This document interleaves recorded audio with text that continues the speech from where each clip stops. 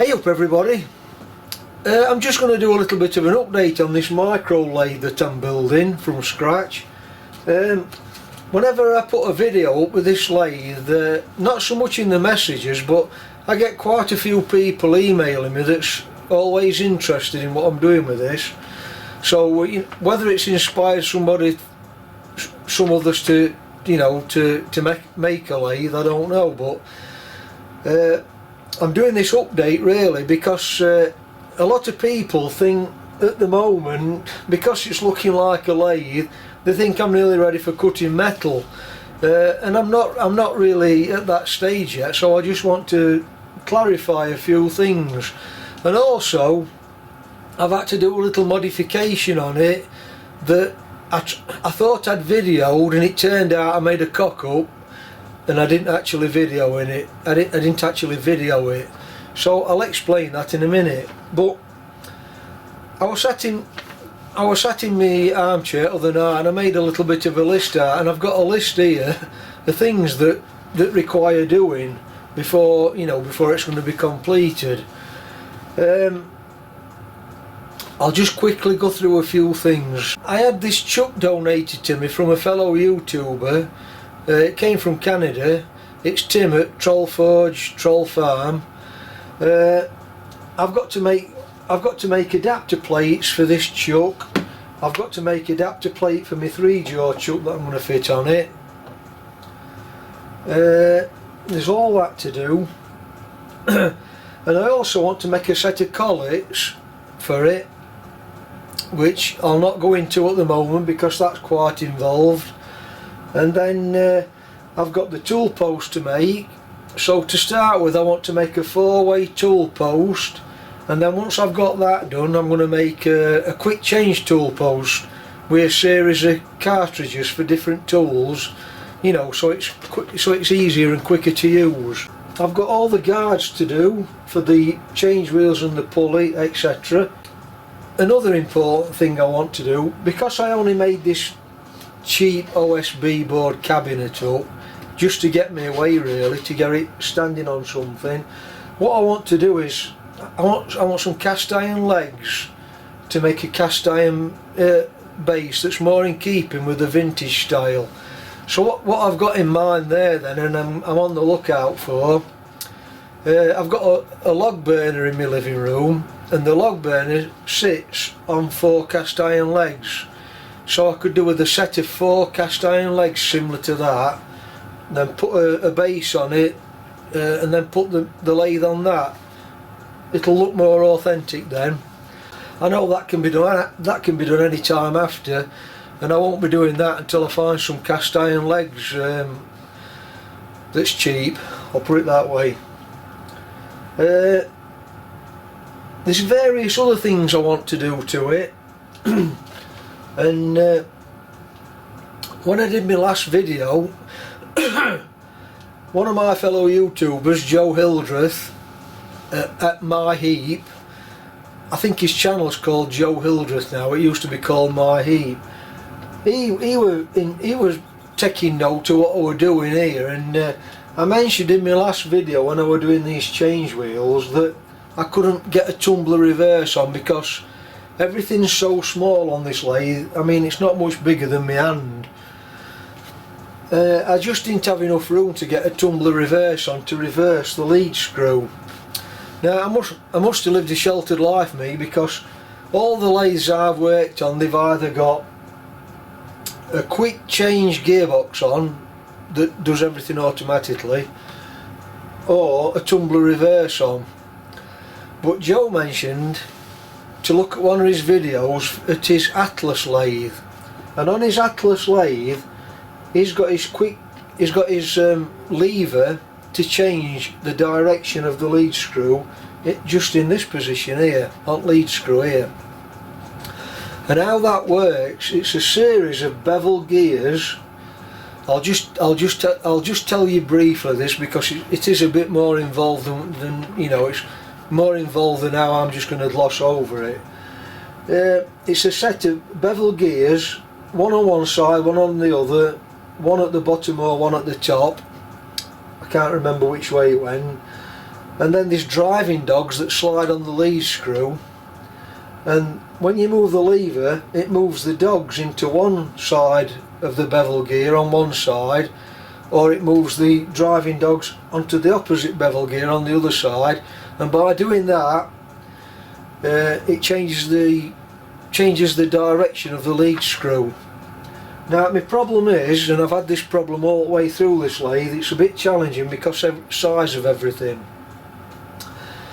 I've not got much room between my lead screw and the casting. I can't really machine any off the casting because the casting's only got a thinnish web on it anyway. But to put a bevel gear on here, and I know you can't see from there, but to put a bevel gear on here, 2 bevel gears or 3 bevel gears, I'd have to use very tiny gears, and then in them gears I've got to have some sort of arrangement to get the driving dogs to lock into, and I don't know if I've got the room to do it, but I'm looking into that, and maybe I can, maybe I can't, I don't know. I'll put a link up to Joe Hildreth's channel for anybody that might be interested in seeing how that works, and take a look at Joe, and I'll put a link to, well, I'll put a link to his channel, and I'll try and put a link to the actual few videos that show this. Well, watch this space on that one, I might do that. Now then, as I've been making this lathe, you know by now I've got no drawings, and everything I do, it just comes out my head at that particular time. Now sometimes when something comes out your head like that, when you've gone down the line and everything's up and running and everything, you think, oh, I could have done that a better way, I think. So you have to start modifying things, don't you? And one thing I'm going to show you now, because I thought I'd videoed it, but I ended up, it were a bit of a cock up really. When I'm changing my speed on my pulley, when I initially had this idea in my head, I thought I would have been able to change the belt from one pulley to the next quite easily with it being so small, but it turns out that this cogged belt that I'm using, it's got no flexibility, or not enough flexibility, not like on a Watchmakers lathe that uses those round, well, what they're made on, it's some sort of a plastic, isn't it, and they're quite flexible. You know, like a rubber band really. But this has got limited stretching ability, so when I change speed I've got to now undo 2 bolts right down here, which are awkward to get to, and then I've got to slacken the tension off, change the belt, get the tension back, and then fiddle around with these screws. And it's time consuming, you know, instead of seconds we're talking minutes, and it's frustrating when you have to do things like that. So anyway, to cut a long story short, what I've done, I've put a belt tensioner on it, and I'll show you when I take camera off at stand how I've done that. This platform here with these slots in, that's how I get my belt tension, and up under the casting here, at the back of the casting, you can't see it, but there's 2 bolts, one on each side, and they're awkward to get to down here, and I have to come in from the back to undo them. So that's been a bit of a pain really, to change the belt from one pulley to the next. So what I've done then, I've put this tensioner on this arm, and this arm's connected to a cam underneath. I'll show you in a minute. Right, let's have a look at this, what I've been doing. So under here I've made that cam with this lever on it. I'll come back to that in a minute. So before, this is the bracket for that comes off the casting is here, and on that bracket fits this table with this pulley system on. If you're not quite sure of that, take a look back at my previous videos early on when I made this. But there's 2 slots in this table, 2 bolts, one that side, operate in them slots, and then when you've got your belt tension you tighten them 2 bolts up, and then the belt tension keeps the same, then locks it in position. So as you can see here, I've got to get back at lathe, and every time I want to change the belt from one pulley to the next, it's difficult. I thought this belt would have been a bit more flexible, but you know, I found out that it isn't. So what I've done then, I've put this bar, this clamping bar that runs across now, and it picks these 2 bolts up that go through the bracket underneath, and in the centre I've put the locking screw. So half a turn on that locking screw clamps this table here down onto the bracket underneath. So all I've done under here, this is the bracket that holds all the headgear, and it's bolted to the casting there, and then on this bracket runs this table with the pulley, with the pulleys on.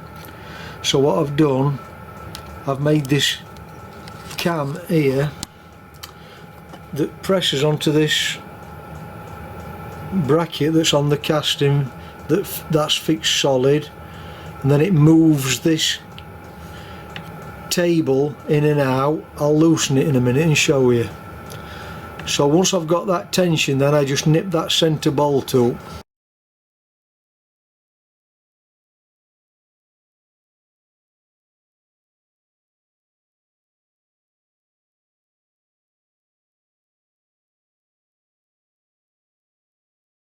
All I have to do is put this T-bar onto that stud, half a turn, release the tension off the cam, and that allows this table to come forward like that.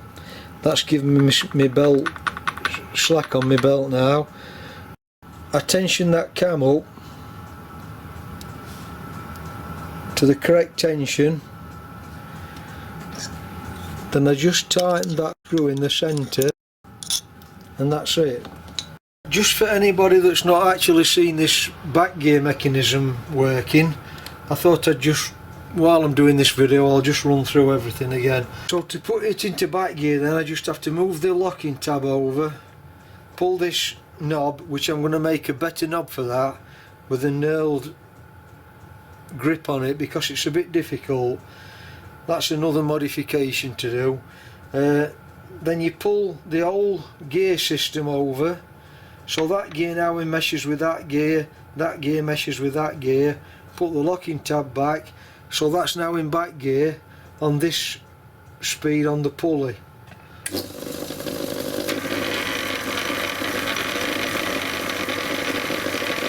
Why do I need the back gear speeds then? It's because mainly when you're screw cutting and you're engaging the carriage onto the lead screw, if everything's going fast on the spindle, that means this is coming fast, which you don't want when you're screw cutting. So it's mainly used to slow the speed down when you're screw cutting.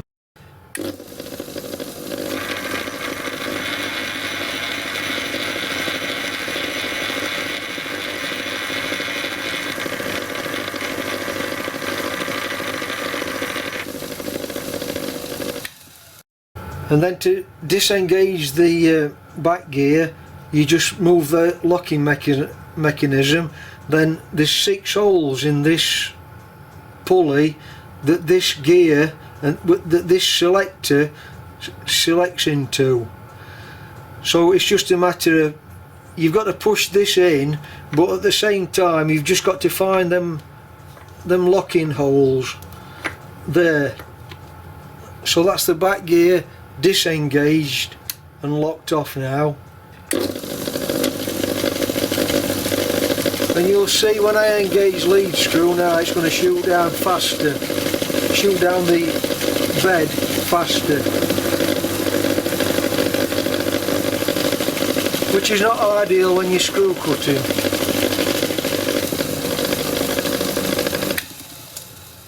I think that's it then. That's a quick update. I think I'll call it a day for this one, and when I get on to the next part, we'll continue with this, and I'll keep ticking my list off.